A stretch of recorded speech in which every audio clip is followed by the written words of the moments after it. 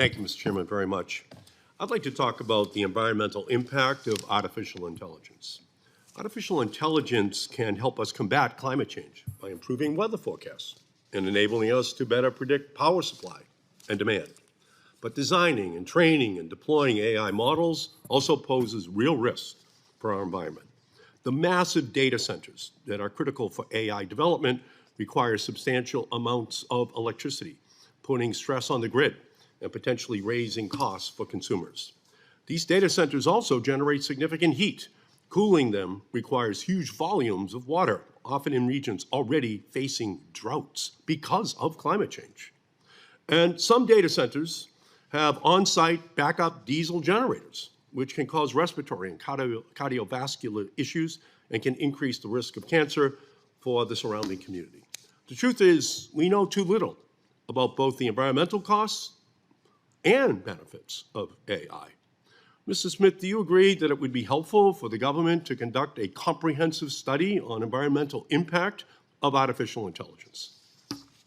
Generally, yes. One study was just completed last December, and I think it's worth updating periodically.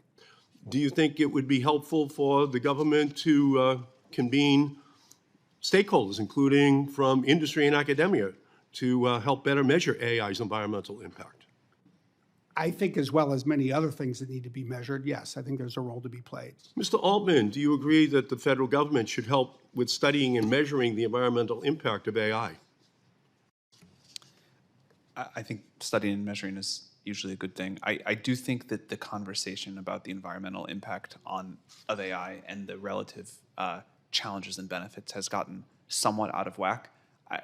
I am hopeful that AI, we've been trying to address climate and environmental challenges unsuccessfully or not successfully enough for a long time. I think we need help. I think AI can help us do that. We've proposed, or we're in the process of building a 10 gigawatt facility, and we've got another kind of my question is, should the federal government be on an ongoing basis studying the impact of AI? Sure, and I think you should use AI to help. Yeah. So that's why this Congress introduced the Artificial Intelligence Environmental Impact Act to study both the positive and negative consequences of AI. As the technology continues to develop, as models become more efficient, and as we build out the infrastructure, we need to do it. Yes, AI may find a cure for cancer. It may. But AI also could help to contribute to a climate disaster. That's also equally true.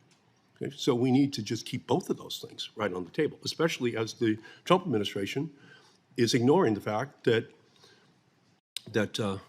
last year, 94% of all new installed electrical generation capacity in the United States was wind, solar, and battery. And Trump has said he's going to destroy all incentives for continuation of that. Okay? That's something you have to weigh in on, make sure he does not do that. So I look forward to working with you on that. Now I want to turn to AI's impact on disadvantaged communities. After all, we're not just talking about using artificial intelligence to write emails or plan grocery lists. We're talking about technology used to calculate a family's mortgage, screen an individual's job application, and determine a senior's medical care. When used in these situations, it is absolutely essential that AI-powered algorithms are free from bias and discrimination. So let's start with a simple question. Mr. Smith, can algorithms be biased and cause discrimination? They can, which is why we test to avoid that outcome. Okay, same question, Mr. Altman. Can algorithms be biased and cause discrimination? Of course. Of course. Of course.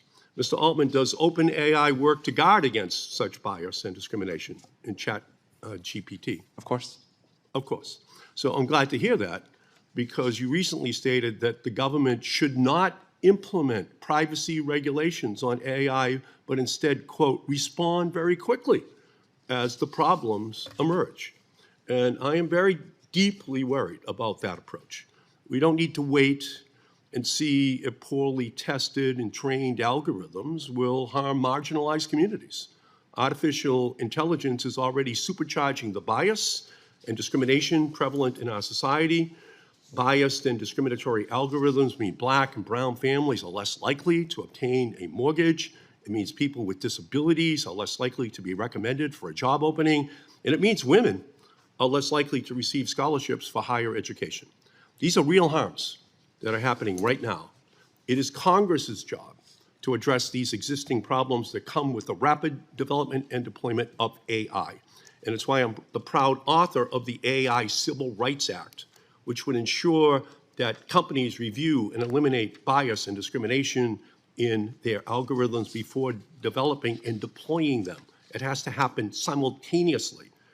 And it will hold companies accountable when their algorithms cause harms against marginalized population. I will be fighting to ensure AI does not stand for accelerating inequality in our nation. All of the protections we have in the real world should be moved to the virtual world, because the same discriminations against women, black, brown, communities with disabilities, LGBTQ community are going to move online. And we have to build in the protections against that bias right up front, because otherwise those same discriminatory practices will just migrate immediately, and the responsibility of the industry will be to work with Congress to make sure we put those protections on the books. Thank you, Mr. Chairman.